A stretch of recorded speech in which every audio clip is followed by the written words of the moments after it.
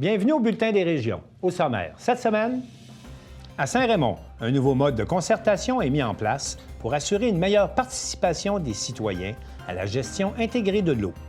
À Sainte-Geneviève, l'intention d'Hydro-Québec de couper une centaine de pins dans une magnifique pinède suscite de l'inquiétude. À Sainte-Anne-des-Monts, la maison Gilles-Carle soutient le maintien à domicile en soutenant les aidants naturels. À Amqui, le deuxième étage du presbytère est maintenant une résidence pour les étudiants. En Gaspésie et aux îles de la Madeleine, le projet pilote Festif et Safe, tout le monde y veille, permettra de veiller à la sécurité des festivaliers. À L'Anse-à-Beaufils, la nuit des Hauts-Mardiers est une tradition pour protéger les pêcheurs pendant la saison de pêche. À Montjoly, Justine Laberge-Vaugeois du duo Alpha Rococo est l'invitée d'honneur de la Crue des Mots. Et enfin, à Plessisville, on prépare la 10e édition du défi santé qui aura lieu le 18 mai prochain. Bonne émission.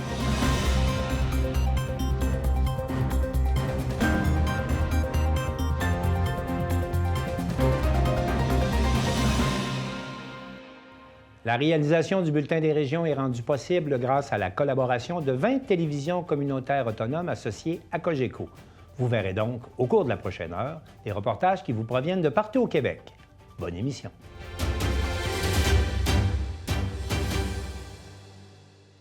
À Saint-Raymond, la Corporation d'aménagement et de protection de la rivière Sainte-Anne, qui assure une saine gestion des bassins versants, propose un nouveau mode de concertation à ses citoyens et Charles Laviolette de CJSR nous a préparé un reportage.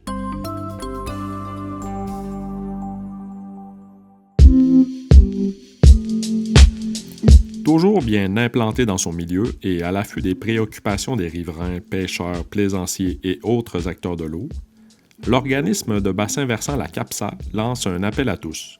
D'ici un an, des comités consultatifs seront formés pour chacun des sous-bassins versants de son territoire. La CAPSA espère ainsi pouvoir élaborer avec encore davantage de finesse son plan directeur de l'eau. Il y a eu un nouveau cadre de référence qui a été déterminé par le gouvernement au niveau de la gestion intégrée de l'eau par bassin versant. Et ça nous amène à changer notre structure de concertation. En ce moment, on avait une seule table de concertation pour tout notre territoire qui était ouverte, tout le monde qui voulait participer. On créait des petits comités pour la mise en place d'actions. Mais avec ce nouveau cadre de référence-là, on change toute la structure et on a jusqu'au 31 mars pour le faire. Donc, c'est là l'idée de mettre en place des comités de concertation dans notre nouvelle structure. On profite de ce moment-là pour se rapprocher localement des enjeux des citoyens. Comme expert en gestion de l'eau puis de la ressource en eau, on pourrait dire c'est quoi les problématiques prioritaires et en faire un plan d'action. Mais l'idée de la gestion intégrée de l'eau par bassin versant, c'est pas de dire qu'est-ce que nous, on pense qui sont priorités, mais c'est plutôt la communauté, les acteurs de l'eau à se regrouper ensemble et dire c'est quoi les priorités sur lesquelles ils veulent travailler dans le futur. À l'origine, on avait une table de concertation qui recouvrait tout notre territoire, soit 3285 km². Donc, c'est immense. Donc, on avait un groupe de citoyens qui devaient choisir des priorités pour un grand ensemble. Donc, c'était difficile pour eux de trouver une problématique qui est dans leur cours ou dans le cours du voisin ou de se sentir, ou s'il y avait une priorité qui était ciblée, de se sentir interpellé parce que ça ne touchait pas nécessairement, c'était global sur un grand territoire.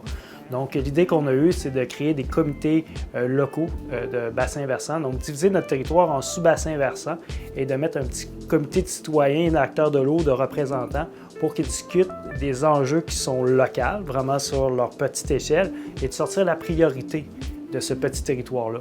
Comme ça, ils vont être plus enclins à vouloir mettre des actions en œuvre pour régler la problématique parce que ça va les toucher principalement. Par exemple, si on prend le bassin versant de la rivière Sainte-Anne, donc toute l'unité géographique qui draine l'eau de la rivière Sainte-Anne jusqu'au fleuve à Sainte-Anne-de-la-Pérade, dans cette rivière-là, on trouve plusieurs sous-bassins versants. Exemple, la rivière Niagarette qu'on connaît. On a la rivière Noire, la rivière Bras-du-Nord, la rivière Jacot, la rivière Charret, on a la Tourilly, puis on a le bras principal qui est la Sainte-Anne. Donc, toutes ces rivières que j'ai nommées là, ils ont une unité géographique de bassin versant. Donc, c'est à cette unité-là qu'on va travailler avec des citoyens.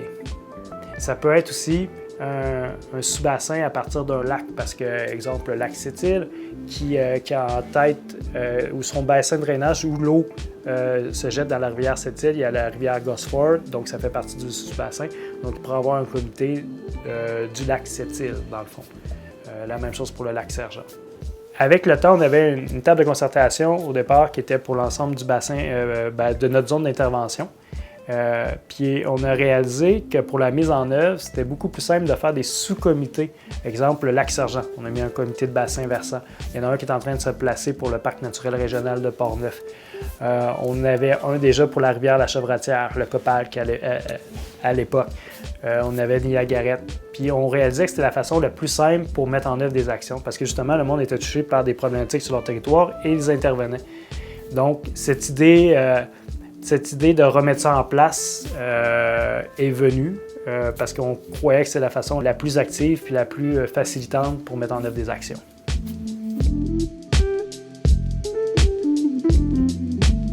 Le plan directeur de l'eau est un outil de planification du territoire pour protéger la ressource en eau. C'est à l'intérieur de cet outil-là qu'on retrouve le portrait de la situation, les problématiques et aussi les actions sur lesquelles il faut travailler pour régler des problématiques prioritaires. Donc, on cible des objectifs, on cible des orientations et les actions pour atteindre ces objectifs-là. Cet outil-là est conçu par la communauté et non les experts de la CAPSA. Nous, on les aide à coordonner l'exercice de concertation pour qu'eux choisissent les priorités sur lesquelles ils veulent travailler dans les prochaines années.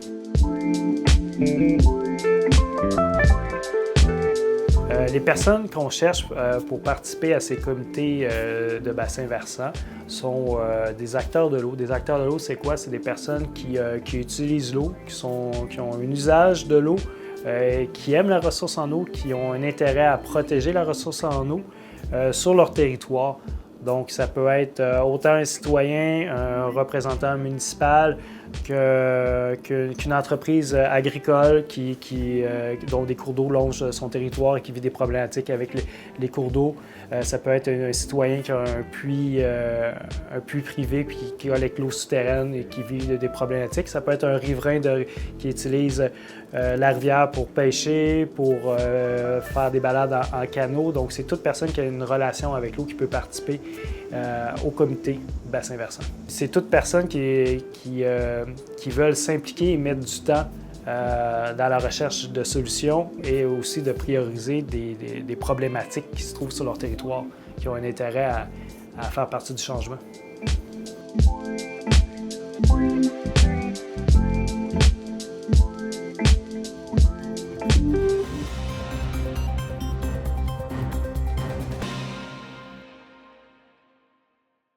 Afin de protéger ses lignes de transmission, Hydro-Québec envisage de couper une centaine de pins dans la magnifique Pinède située à Sainte-Geneviève.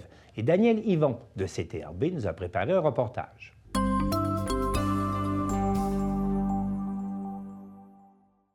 CTRB assiste à différents conseils municipaux dans la MRC d'Autrey. Et lors de la séance du conseil de la municipalité de Sainte-Geneviève-de-Berthier, le 2 mai dernier, une résolution proposée par M. Gaëtan Bailleur est restée lettre morte. Écoutons cet extrait vidéo. C'est mise en valeur du territoire. Hydro-Québec, les arbres dans Sainte-Philomène. Hydro-Québec nous a avisé qu'il y avait une centaine de gros arbres à couper dans le rang Sainte-Philomène. M. Bailleur nous a fait un texte que je vais vous lire. Considérant le projet de la maîtrise de végétation en bordure du chemin principal de rang Sainte-Philomène soumis par Hydro-Québec, considérant que la coupe de toute une rangée d'arbres viendrait modifier substantiellement le paysage de ce chemin, considérant le cachet particulier du secteur et la volonté de la municipalité de le préserver, considérant que la municipalité a, dans ce sens, adopté un plan d'implantation et d'intégration architecturale, le PIA, dans le secteur, considérant que la municipalité a adopté un règlement sur la coupe des arbres, que le document maîtrise de la végétation, il existe différents types de travaux d'intervention, considérant la présence d'un sentier pédestre dans le boisé et considérant que l'élagage serait moins drastique que l'abattage, il est proposé par M. Baillard que la municipalité demande à Hydro-Québec de réétudier le projet de la maîtrise de la végétation en bordure du chemin principal de Sainte-Philomène et de considérer la possibilité de l'élagage comme moyen de sécurisation afin de sécurisation de la ligne de transmission et ainsi préserver le patrimoine forestier. Que la municipalité assure Hydro-Québec de son entière collaboration dans ce projet. Il est proposé par M. Bailleur. Est-ce qu'on a un secondeur? Qui veut seconder? C'est rare que ça arrive, mais on n'a pas de secondaire, donc ça ne sera pas considéré. On comprend vraiment pas. On a été connu de discuter. Ça prend un proposeur de secondaire, puis on passe au point 8. Suite à cette résolution qui a avorté, nous avons, dans les jours suivants, contacté M. Gaétan Baillard à ce sujet. Il se questionne si cette coupe annoncée ne pourra pas être remplacée par un élagage, une solution moins drastique. C'est de la municipalité, dans le passé, je crois que c'était en 2009, on a passé un règlement justement pour préserver le paysage, particulièrement dans ce secteur ici. Là. Puis, dans ce sens-là, il faut être cohérent avec les décisions qu'on prend, la réglementation municipale.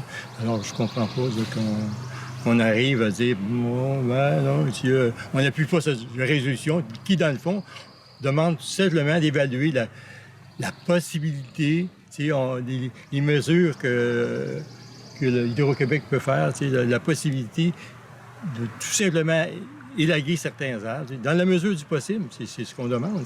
Sinon, c'est eux qui ont le dernier mot, puis je comprends, puis c'est correct. C'est juste une demande d'évaluer la possibilité de procéder autrement pour certains arbres. Il y en a qu'il faut qu'ils soient coupés, j'en conviens, mais pas l'ensemble. Il y en a des beaux arbres. Là, en tout cas, à mon avis, un simple élagage pourrait faire le job. Là. Une simple demande, c'est pas... En fin d'entrevue, M. Baillard croit que sa résolution n'a pas été appuyée par ses confrères en raison d'opinions divergentes dans d'autres dossiers. Mais il n'a pas voulu aller plus loin. Écoutons cet extrait vidéo. Je ne comprends pas encore aujourd'hui pourquoi. Je l'ai proposé, mais effectivement, il n'y a eu aucun appuyeur à cette résolution. La raison, je peux commencer une hypothèse, là, c'est que la semaine précédente, il y a eu dans un autre dossier qui est majeur pour la municipalité, il y a eu une divergence d'opinion importante sur ce dossier-là, mais qui n'a aucun lien, mais vraiment aucun lien par rapport au projet d'Hydro-Québec. Je ne sais pas si c'est ce dossier-là qui a fait en sorte qu'il y a eu un changement d'attitude au sein du conseil, mais c'est la seule hypothèse. Il faudrait le demander. Moi, il ne faut pas répondre à leur place. Nous avons aussi contacté le maire Robert Pufal, qui nous a parlé hors caméra que les autres membres du conseil municipal, après discussion, sont d'avis qu'Hydro-Québec a les experts nécessaires pour prendre une décision tant qu'à l'avenir des arbres ciblés dans la pinède, que les élus ne sont pas des experts en la matière. Si Hydro-Québec estime qu'il faut couper des arbres pour prévenir des pannes de courant, nous ne sommes pas placés pour les contredire. Quant à la raison du volte-face des élus, le maire souligne qu'il peut y avoir des divergences d'opinion entre les membres du conseil, mais que qu'il ne veut pas alimenter le débat. On peut se rappeler en terminant que la pinède appartient au ministère des Ressources naturelles et qu'elle se situe sur les terres de la plus importante pépinière provinciale du Québec. Donc, ce sera un dossier à suivre.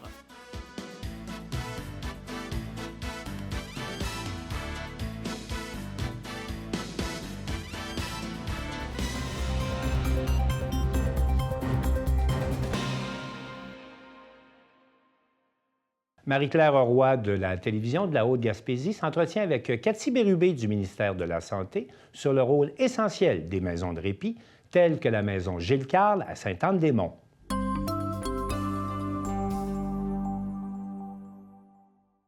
Moi, Chloé Sainte-Marie, j'ai été aidante pendant 17 ans. On sait quand on commence, ensuite c'est la vie qui décide. On va parler aujourd'hui des maisons Gilles-Carle et je commence tout de suite l'entrevue avec Mme Cathy Bérubé, qui est du ministère de la Santé et des Services sociaux. Bonjour, Mme Bérubé. Bonjour.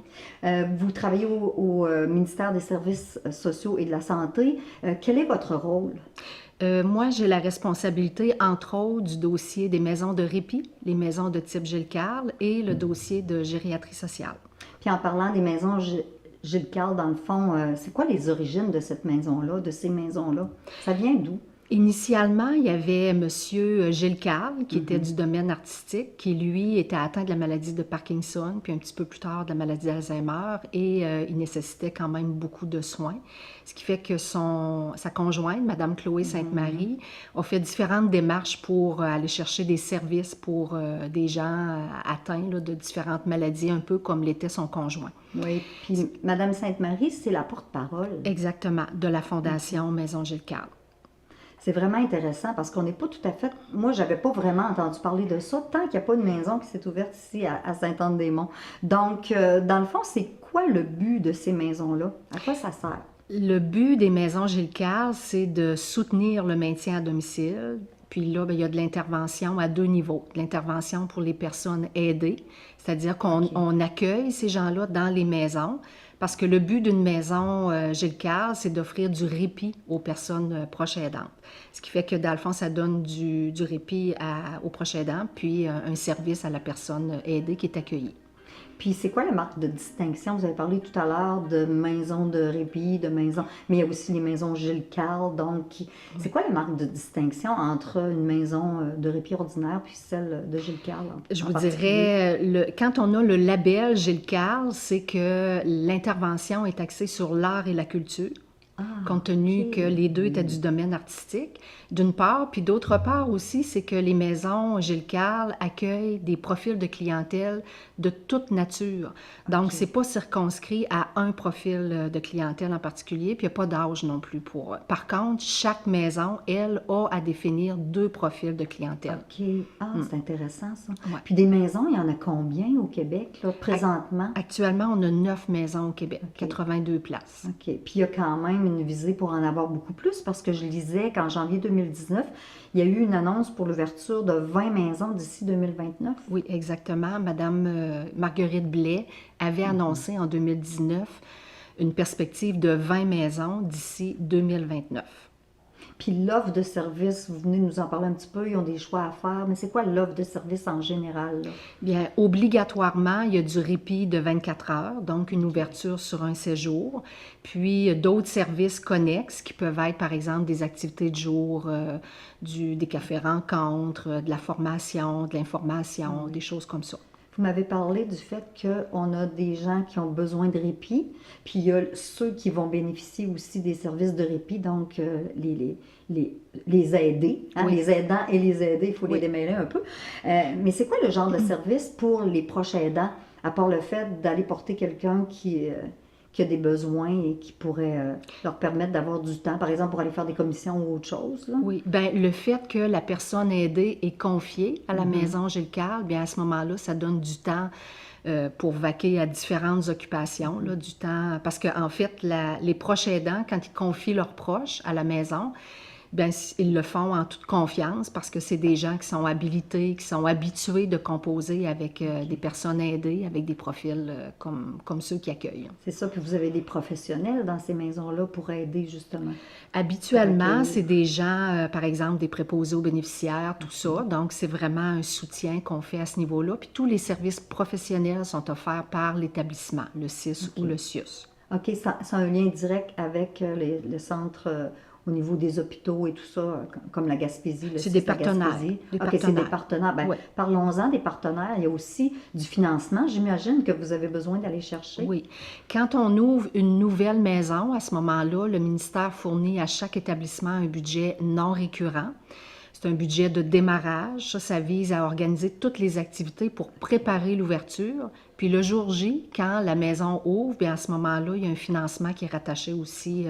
C'est un financement qui vient du réseau Santé Services sociaux. Puis ce financement-là est prévu pour contribuer au niveau des soins d'assistance. Donc le financement réseau n'est pas pour... des services administratifs ou de l'immobilier. C'est la raison pour laquelle l'organisation de la Maison Gilles Carle doit compléter son financement avec de la philanthropie. OK. Et puis, j'aimerais, pour terminer, là, savoir c'est quoi la plus-value pour les personnes qui sont aidées, puis la plus-value pour les aidants aussi? Bien, les personnes qui sont aidées, parce que c'est une diade, hein, la personne aidée, elle est dans un milieu, donc ça lui fait connaître d'autres services. Ça ouvre à différentes possibilités, à les stimuler parce qu'on travaille avec l'art et la culture. Ça lui fait connaître d'autres personnes. Donc, il y a tout de l'échange, l'interaction. Puis pour la personne proche aidante, eh bien, elle part en confiance. Elle laisse sa personne aidée là. peut toujours appeler pour avoir des nouvelles, mais il y a quand même un lien de confiance qui se crée. Puis à ce moment-là, bien, ça permet au final que les gens peuvent se maintenir à domicile de façon plus longtemps ou de façon sécuritaire aussi, parce qu'on remarque qu'il y a moins d'épuisement quand les personnes proches aidantes utilisent ce service-là. Bien, on vous remercie beaucoup pour toutes ces informations-là, Mme Bérubé, du ministère de la Santé et des Services sociaux.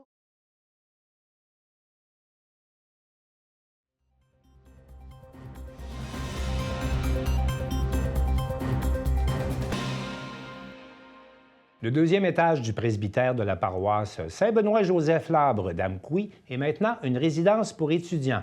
Et Marc Baudouin de la TVC Matapédia était sur place pour l'inauguration et la bénédiction officielle de cette nouvelle résidence.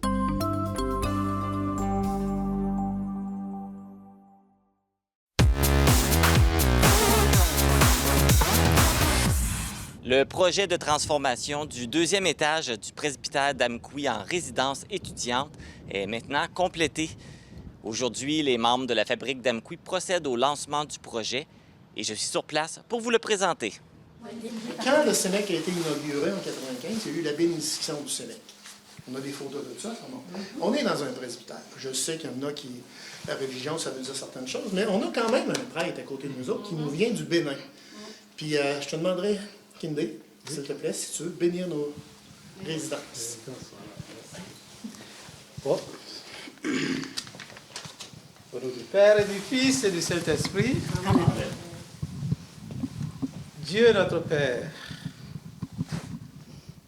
écoute la prière de tes serviteurs qui inaugurent aujourd'hui ces chambres d'étudiants en implorant ta bénédiction et ta grâce. Que tous et toutes les personnes qui vont demeurer ici trouvent en toi un refuge. Qu'à leur sortie, tu sois leur compagnon de route. Qu'à leur retour, tu sois leur hôte. Envoie sur eux et sur elles toute ta bénédiction. Bénis leur existence et leurs travaux. Garde-les de tout danger et de tout mal. Et donne-leur la joie et la paix de ton Esprit Saint pour les siècles des siècles. Amen. Au nom du Père, et du Fils et du Saint-Esprit. Amen. Voilà. Merci, Kendall. Merci. Je suis en compagnie de Jeanne d'Arc Voyer, qui est la présidente du conseil de la fabrique d'Amqui, et de Annie-Lydia Galland, qui est la directrice du Sénèque. Bonjour à vous deux. Bonjour.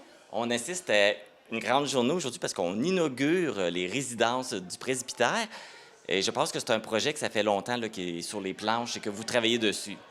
Oui, ça fait plusieurs années. On a commencé avec d'autres directeurs du CEMEC. Maintenant, les choses évoluaient lentement. À un moment donné, ça a été mis un peu sur la glace à cause des inscriptions, puis à cause qu'on avait une demande aussi, probablement pour louer pour une garderie. Finalement, ça n'a pas fonctionné. Maintenant, aujourd'hui, on est très, très satisfait de la tournure des événements, d'autant plus qu'on a quand même une garderie pour accommoder les parents à Amqui. Et puis, c'est un projet qui est fait en collaboration entre le CEMEC et la fabrique. C'est quoi la part de chacun dans ce projet-là? Bien, pour le CEMEC, on a offert d'ameublement, on a aussi offert toute la... par rapport à l'électronique et... les meubles, oui, c'est ça, les électroménagers. Oui, oui, les électroménagers. Les électroménagers. Parce qu'il faut dire que c'était la direction qui était avant moi qui a vraiment... Moi, je récolte les fruits, comme je disais tout à l'heure. Je suis tellement chanceuse, mais je suis vraiment contente de ce projet-là. Mais effectivement, c'est ça. On a fait un beau partenariat. C'est sûr que nous, on s'engage aussi à promouvoir sur notre site Internet et de toute manière, c'est avantageux pour nous parce qu'on a besoin de chambres, on a besoin de résidences pour nos jeunes parce que effectivement, à Amqui, on a ce besoin-là vraiment Donc, c'était déjà à la base un besoin. Donc, ça nous fait plaisir de promouvoir les résidences du presbytère et d'avoir ce partenariat-là avec la fabrique, là, ça nous convenait totalement. Oui, c'est un beau partenariat. C'est un partenariat de 3 ans. Puis ça nous permet de louer aussi aux étudiants à des prix qui sont vraiment raisonnables pour les étudiants. Puis, comme on disait tantôt, c'est très près. Donc, même s'ils ont une voiture, ils peuvent voyager à pied. Puis, pour nous, c'est sûr que ça assure à la fabrique un revenu annuel aussi qui n'est pas à dédaigner, là, parce qu'on sait que c'était tellement grand. Puis, on ne peut pas avoir autant de prêtres comme on en avait avant. Alors, c'était une façon de rentabiliser cette bâtisse. Oui, c'est ça. Pour la fabrique, c'est une belle façon là, de conserver aussi le lieu puis d'offrir des services à des étudiants. Tout à fait, parce qu'on aurait pu envisager de vendre, mais ça, on voulait pas parce qu'on voulait vraiment garder ça, que ça faisait partie du patrimoine, là. Puis, je dirais que on est 21 paroisses qui sont réunies ensemble, puis dans les 21 paroisses, on est la seule paroisse dont le presbytère n'a pas été vendu. Puis moi, ce que je trouve, on parlait tantôt de coûts modiques pour les étudiants, mais en plus, le fait qu'ils n'ont pas besoin d'utiliser leur voiture, ils épargnent du gaz, mais c'est tout meublé. Tu arrives dans la chambre, tu as seulement à apporter tes vêtements en réalité. Puis aussi, tu partages donc poêle, frigidaire, laveuse, sécheuse, tout ça.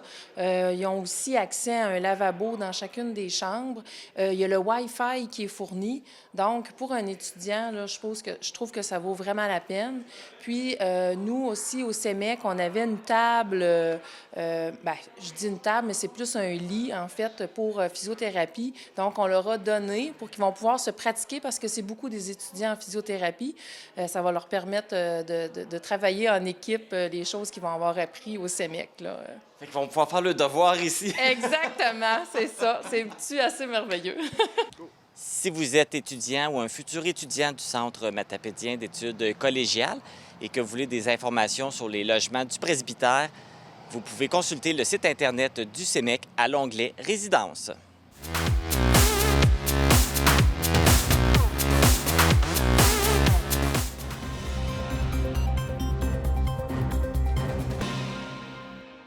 La table de concertation des groupes de femmes de la Gaspésie et des îles de la Madeleine met en place le projet Festif et Safe, tout le monde y veille, afin d'assister les festivals dans la création d'espaces sécuritaires. Marc Bert de Télé-Gaspé s'entretient avec Sarah Ternoir.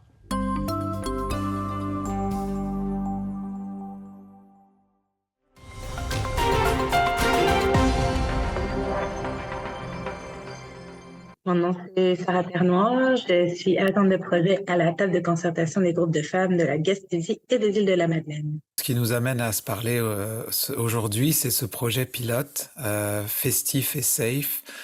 Déjà, peux-tu nous expliquer déjà en quoi consiste ce projet? Oui, mais en fait, ce projet-là, c'est ça, on l'a mis sur pied avec nos partenaires, donc le Calax de la Baume Gaspésie, le Calax l'Espoir des îles et puis l'organisme Indépendance Mi-Chemin.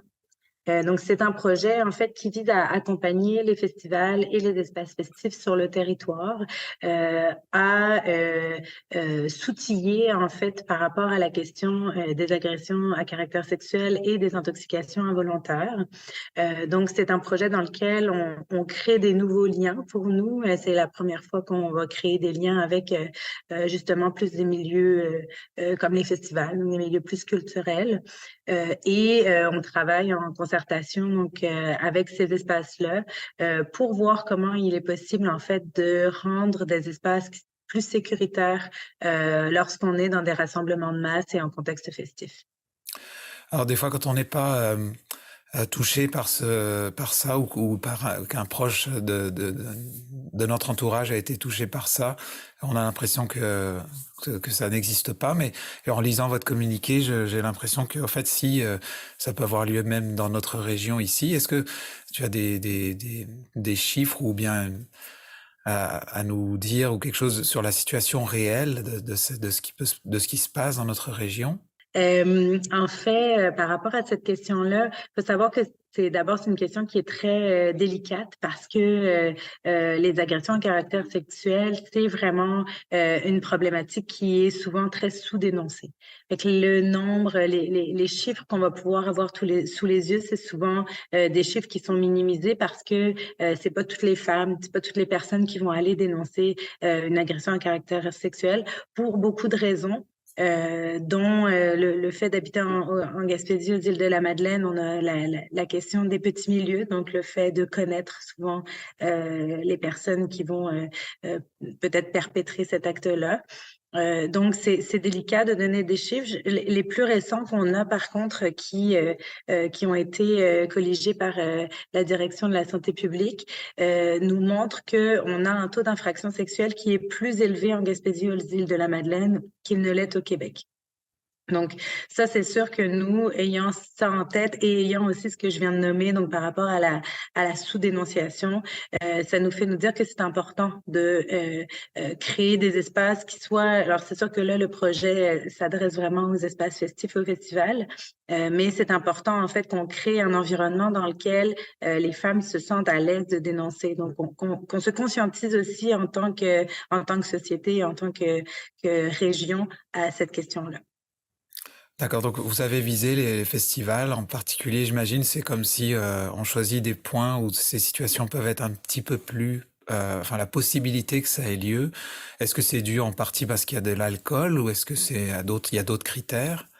C'est sûr qu'il y a beaucoup de facteurs qui vont rentrer en ligne de compte. Rien que le fait d'être en fait rassemblé avec beaucoup plus de personnes que d'habitude peut être un critère en fait aggravant, je dirais, dans cette question-là. C'est sûr qu'après, la question de la consommation, alors que ce soit d'alcool, que ce soit de drogue, etc., sont aussi des facteurs qui peuvent influencer.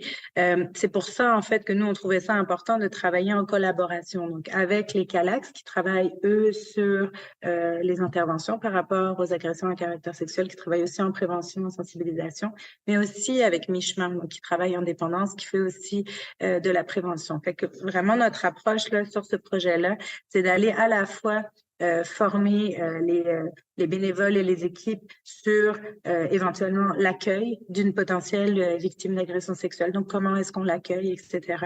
Et on va travailler aussi en prévention sur la réduction des méfaits. Comment est-ce qu'on peut intervenir s'il y a, par exemple, de la surconsommation en termes d'alcool ou de drogue et de lier les deux, de voir un peu comment est-ce qu'on peut être finalement des vigiles dans ces espaces-là pour faire en sorte que tout le monde ait du fun. C'est ça qu'on veut au final là, dans des rassemblements comme ça, c'est on veut que tout le monde ait du plaisir. On n'a pas tous du plaisir de la même manière, mais idéalement, on le ferait dans le respect pour toutes et tous.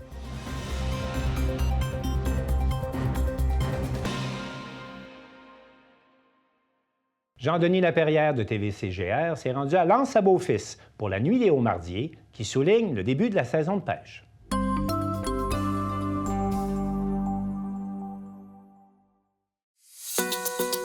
Vous écoutez Dans notre communauté.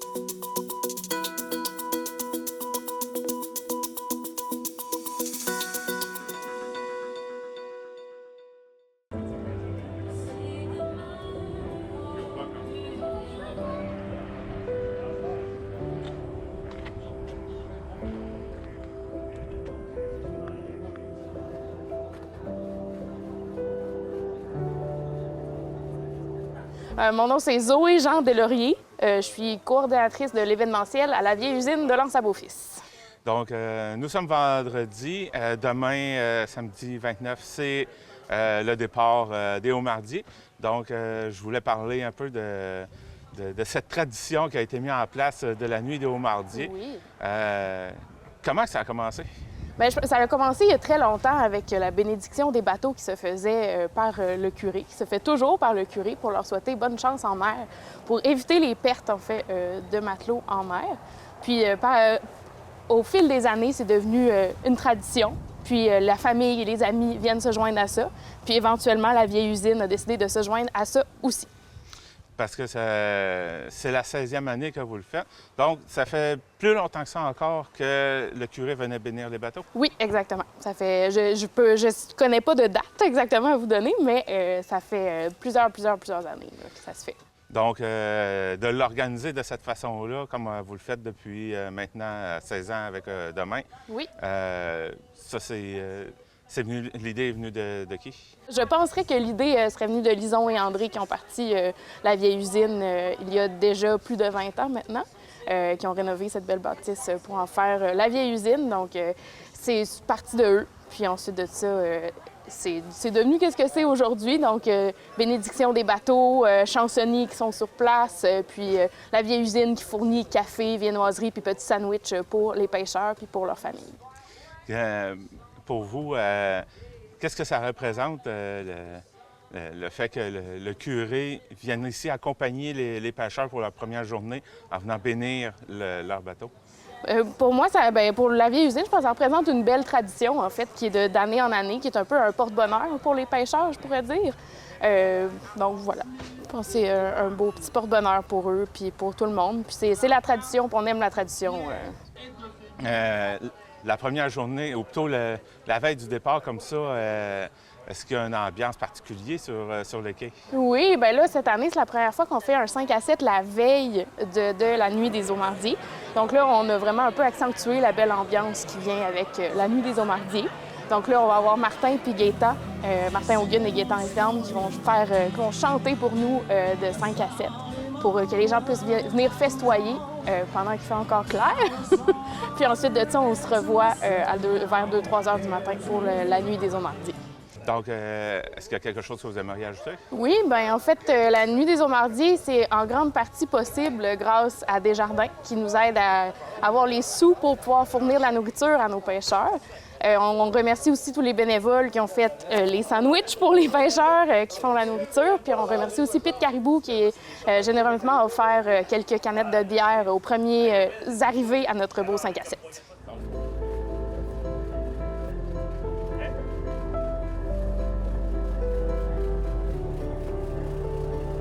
Bonjour, mon nom est Jimmy Lepage, je suis pêcheur, capitaine propriétaire et en même temps, je suis président des Eaux-Mardiers de la Gaspésie. Qu'est-ce que ça représente pour vous le fait que le curé vienne vous accompagner pour votre première sortie en venant bénir vos bateaux? Bien, moi, personnellement, c'est sûr que ça représente comme la sécurité sur la mer et en même temps la chance pour la récolte des homards pour qu'on fasse une bonne année et puis que tout se passe bien.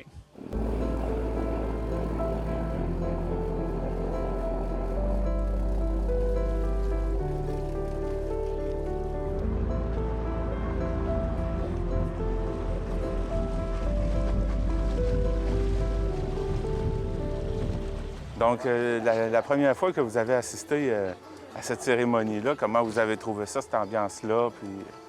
Bon, premièrement, la première fois que j'ai assisté dans cette célébration, c'était en 2018. J'étais encore vicaire en ce moment-là. Alors, je suis descendu ici avec le curé à l'époque, l'abbé Serge Tijani. Donc, c'était comme ça que j'ai participé la première fois. Comment vous aviez trouvé l'ambiance? Oh, vraiment une belle ambiance, Ça me faisait de plaisir de voir les gens qui se rassemblent pour recevoir la bénédiction divine avant d'avancer au large. Donc, c'est ça. Qu'est-ce que ça représente pour vous de célébrer cette bénédiction? OK, bon.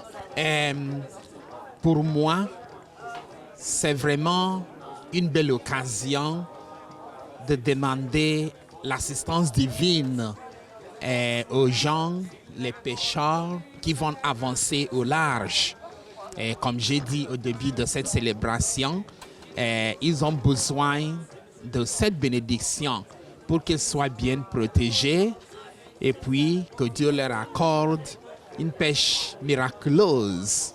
Et normalement, un chrétien, avant d'entreprendre un projet, devrait demander l'assistance divine pour que le projet se déroule bien comme il faut. Alors, pour moi, c'est vraiment quelque chose de spécial. C'est quelque chose que j'apprécie personnellement. Je l'apprécie dans le sens que j'ai cette opportunité de les accompagner spirituellement dans leur projet de pêche.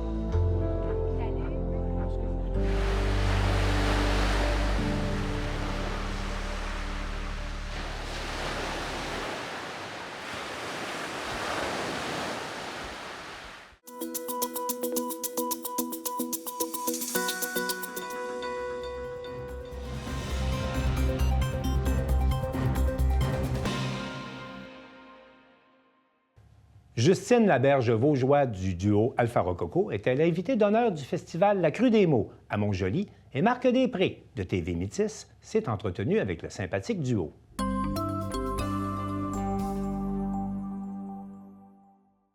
Je me trouve avec les deux membres d'Alpha Rococo de la belle visite à Montjoly. Mais tout d'abord, Justine, c'est que vous êtes invitée d'honneur de la Crue des mots. Oui, avec grand étonnement, en fait. Ben, j'ai été appelée par Ananda qui me demande est-ce que ça te tenterait de venir. Je n'ai jamais participé encore à un festival littéraire. C'est la première fois que je fais des tournées dans des écoles. Donc là, c'était ma première expérience, puis j'ai adoré ma semaine, vraiment. Comme les jeunes vous appelaient Madame Justine? Ben oui, c'est ça que je disais l'autre fois. Je dis, tu sais, dans le fond, c'est le fun. Pour moi, ça rajeunit mon public, tu sais. C'est un autre beat, parce qu'avec Alpha Rococo, c'est plus le soir, là, c'était le jour. Ça rajeunit mon public, sauf que ça me rajeunit pas parce que je me fais appeler Madame Justine. Mais bon, j'haïs pas ça, là. Parce que, bon, il faut le dire aussi pour les gens à la maison, peut-être qu'ils ne le savent pas, mais maintenant, vous êtes aussi écrivaine, là. Oui, c'est ça. C'est qu'en fait, depuis les 2 dernières années, j'ai sorti 2 livres jeunesse que j'ai illustrés aussi. J'ai écrit et illustré. Donc, c'est nouveau dans ma vie, cet aspect-là. Puis, j'ai fait des salons du livre, je me suis promenée un peu, j'ai fait des petits ateliers comme ça, mais de rentrer dans les écoles, de rentrer dans l'univers de l'enfant comme ça dans son école, c'était la première fois. Puis, c'était génial pour moi. J'avais comme pas rencontré mon public à ce point-là, là. Et vraiment en intimité parce que c'est directement dans les classes. Oui, c'est ça. C'est vraiment, le contact est direct, puis je vois les réactions. La plupart ne connaissaient pas mes livres encore, donc c'est bien. Puis mes sujets de livres, comme mon premier livre que j'ai sorti, Un hérisson dans le bedon, ça parle de l'anxiété. Donc, il y a beaucoup d'enfants que ça a résonné chez eux. Puis à la fin, j'avais tout le temps, parce que les enfants, c'est comme des livres ouverts, là, ils ont toujours envie de nous partager leur expérience. Puis à la fin des lectures, j'avais tout le temps droit à plein de témoignages ou d'histoires qui leur étaient arrivées. Puis c'était un beau partage. Bref, ça tournait vraiment en discussion. Oui, ça tournait en discussion à la fin des lectures, oui. Et à ce moment-là, est-ce que c'est la pandémie qui vous a amené donc à prendre cette voie-là? Bien, moi, j'ai pas choisi cette voie-là. C'est ça qui est étrange, okay. C'est que j'ai toujours dessiné. Donc, puis pendant la pandémie, j'ai un peu plus dessiné qu'avant. J'avais moins envie de chanter, je dessinais. Puis ma fille Marine, qui avait 6 ans à ce moment-là, elle avait beaucoup d'anxiété. J'essayais de l'aider, je ne savais pas comment. Puis elle, ça se manifestait par des maux de ventre. Elle avait toujours mal au ventre. Puis là, un jour, je lui ai dit, mais tu as peut-être un petit hérisson dans ton ventre. C'est peut-être ça là, qui te cause des soucis. Puis là, j'ai vu la lumière s'allumer dans ses yeux. J'ai vu que ça l'interpellait. Puis elle était comme, ben oui, c'est ça que j'ai. Puis là, à ce moment-là, j'ai eu plein d'idées, j'avais plein d'images, je me suis mis à dessiner, à écrire, à rassembler ça. Puis je me suis dit, je vais y faire un livre de chevet juste pour elle, que je vais faire relier, puis ça va être son petit livre pour la rassurer. Donc là, j'avais presque terminé. Je l'ai montré à une de mes tantes parce que j'étais contente. Puis j'étais comme, regarde ce que j'ai fait. Puis elle me dit, ben là, j'aimerais ça le montrer à mon amie Christine Michaud. Mais Christine Michaud est une autrice qui est publiée chez Édito, du groupe Gallimard. Elle écrit des livres pour adultes, mais de développement personnel. Il y a beaucoup de travail sur le stress aussi. Donc, elle, ça l'interpellait vraiment. Puis elle me dit, mais il faudrait que j'en parle à mon éditeur. Puis finalement, le lundi matin, je reçois un appel de Gallimard. J'étais comme « Ah! » Mais là, moi, j'ai pas fait ça pour ça. Puis là, je capotais. Puis j'étais comme « Faudrait que je refasse mes dessins, ils sont pas corrects. » Puis là, je paniquais. Puis il était comme « Non, on le veut comme ça, ton livre. » Fait que finalement, ma fille Marine, elle l'a reçu en même temps que tout le monde. C'est un beau cadeau. Ben c'est une histoire, j'en reviens même pas encore, tu sais, je suis comme, c'est donc bien le fun. Puis c'est sûr que j'ai aimé ça, j'ai aimé le processus, j'ai aimé ça dessiner, raconter une histoire, puis j'en ai plein dans ma tête des histoires, là. Mon téléphone, il est plein dans mes notes, là, de nouveaux sujets. Puis comme j'ai 2 enfants, je me disais aussi que, ben là, c'était très injuste s'il y avait une de mes filles qui avait un livre sur le hérisson, puis que l'autre fille, mon autre fille, Luna, elle avait rien. Fait que puis elle parlait tout le temps de notre chien qui est décédé. Donc, je me suis dit, je vais faire un livre sur le deuil, je vais aborder ça doucement avec Luna. Ça va être... Puis là, j'avais plein d'idées, donc j'ai publié aussi un 2e livre. Là, j'ai pas un 3e enfant, mais j'ai d'autres idées. Vous m'avez devancé. J'en veux pas d'autres non plus, mais j'ai plein de neveux, nièces. Tu sais, justement, en allant dans les écoles, c'est là qu'on a des contacts avec d'autres enfants qui nous racontent leurs histoires. Moi, j'ai tout le temps mes antennes allumées pour essayer de capter des nouvelles idées. Fait que j'ai des petits personnages, peut-être. Là, j'ai été beaucoup à l'écoute pour donc, ce n'est qu'un début. Exact. Et bien entendu aussi, c'est l'occasion d'avoir droit ici au Château Landry ce soir même à un beau spectacle d'Alpha Rococo. Donc, est-ce que c'est bien de pouvoir justement faire de tels spectacles version intime en quelque sorte? Ben oui, on a profité de l'occasion pour un petit peu joindre nos les deux mondes, exactement, le monde littéraire et le monde musical. Puis on trouve ça le fun. Puis en plus, on est avec nos enfants, fait qu'il y a le monde familial aussi. Fait que c'est all-in, là, tu sais, on est ici. Puis, c'est super le fun d'être ici, premièrement. Superbe endroit, d'ailleurs, le Château Landry qu'on découvre. Puis, on découvre aussi une super équipe aussi, le CLAC, l'équipe de la Crue des Mots, vraiment un accueil fantastique, là. J'ai été agréablement surpris aussi. Puis, c'est ça nous permet de faire un spectacle ici qu'on fait en duo, en fait. Mais on a des petits beats aussi, puis moi, je me loupe aussi des fois, donc je fais des boucles avec la guitare. Donc, ça reste quand même assez festif et rythmé, malgré le fait que nous ne soyons que 2. Puis on aime bien ça parce que c'est léger quand même à transporter. Ça prend pas trop de place sur scène, mais on garde quand même l'esprit de notre projet Alpha Rococo aussi. Et bon, bien entendu, ce sera les grands succès d'Alpha Rococo, mais quelques petites surprises avec l'arrivée d'un nouvel album. Oui, bien c'est ça, on travaille là-dessus. Là, on a déjà sorti quelques chansons là, dans les derniers mois, dernières années qu'on va faire ce soir, je crois. Oui. OK. Non, mais on est toujours prêt pour les faire. Les apprendre. Oui, on les connaît. Non, mais c'est juste des fois, tu sais. Mais oui, c'est ça. Puis c'est ça, là, on est pas mal avancé dans notre prochain album là, qui devrait voir le jour dès que possible. On a vraiment hâte, en fait, de sortir ça, du nouveau matériel, puis de repartir sur la route, c'est plus officiellement. Là, de revenir dans la région ici. Là. On était déjà venus dans le coin, mais là, on s'est passé une semaine au même endroit. C'est rare que ça nous arrive. Fait que là, on veut plus s'en aller.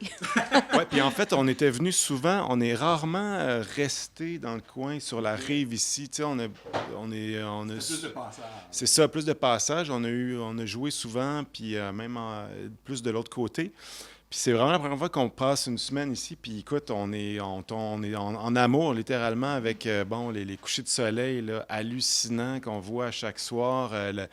Le bord de la mer, les gens... On n'a pas ça à Montréal. Non, on n'a pas ça à Montréal. Puis je sais pas, là, il a fait super beau cette semaine. Fait qu'on a vu vraiment un feeling de bord de mer incroyable. Donc, c'est ça. Est-ce qu'on peut dire que ça vous a même inspiré peut-être quelques airs? Ben, on aimerait... Oui, mais on aimerait ça revenir peut-être en création avec... à l'esprit de venir écrire des chansons, là.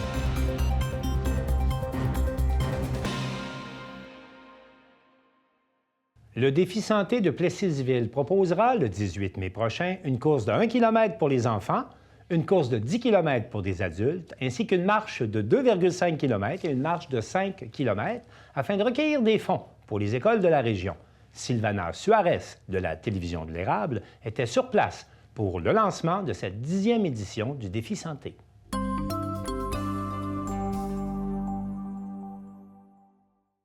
Ce sera notre 10e édition du Défi santé.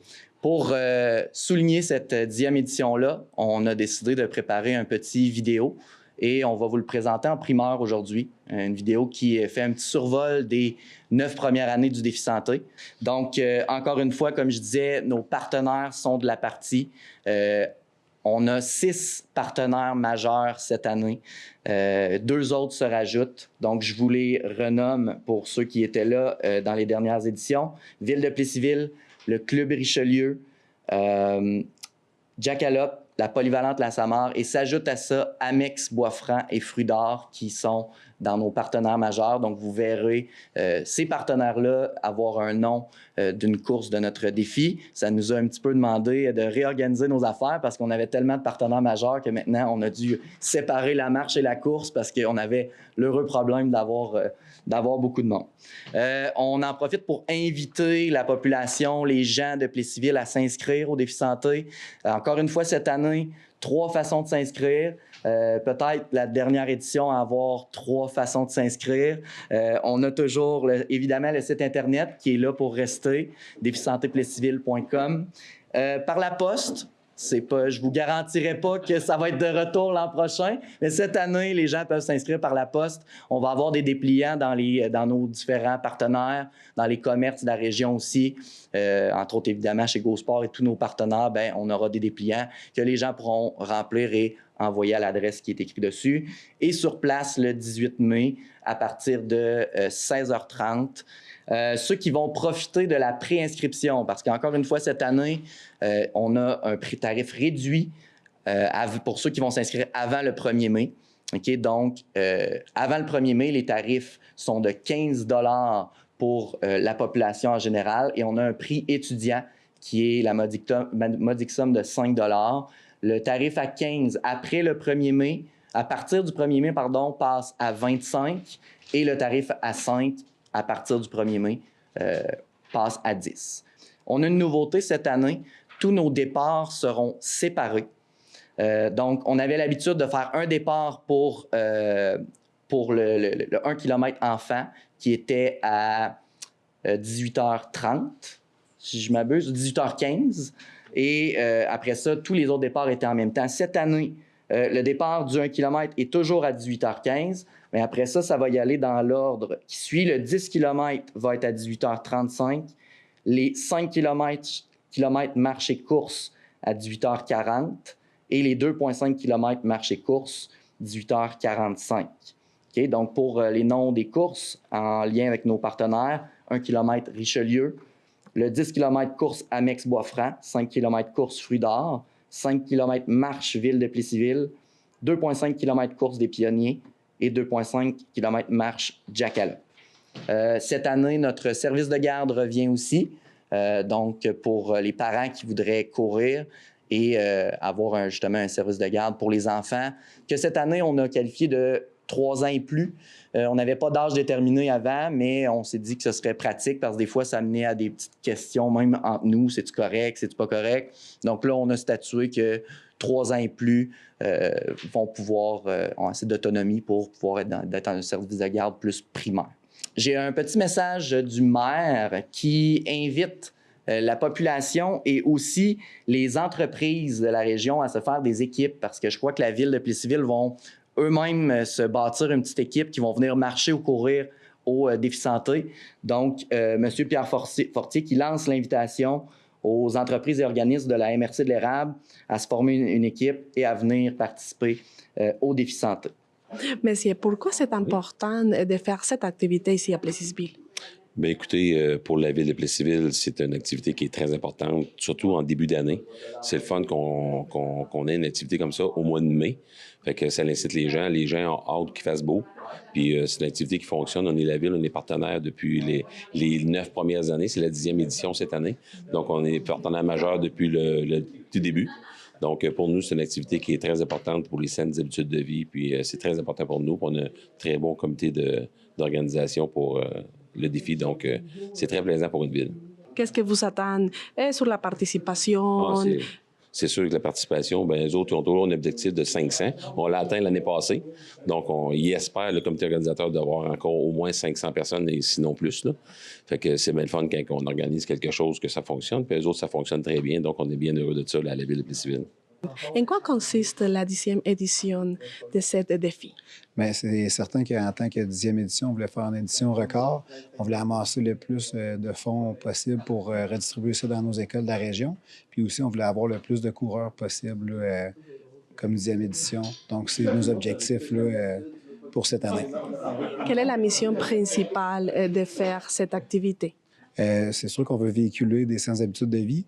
On veut faire courir aussi le plus de gens possible, tant chez les jeunes que les plus vieux. Donc, c'est vraiment de faire véhiculer des saines habitudes de vie puis prendre des bonnes habitudes aussi là, à garder pour les années suivantes. Quelles sont les écoles qui vont participer dans ce défi?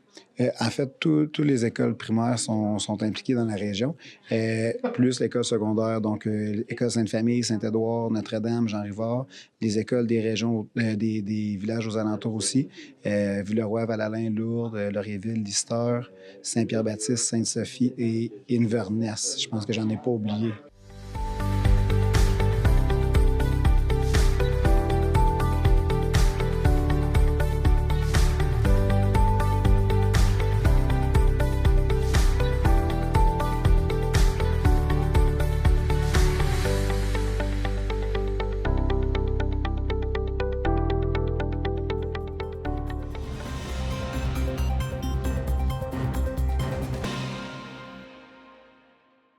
C'est tout pour le Bulletin des régions cette semaine. On espère que ça vous a plu. Je remercie toutes les télévisions communautaires participantes et je vous dis à bientôt.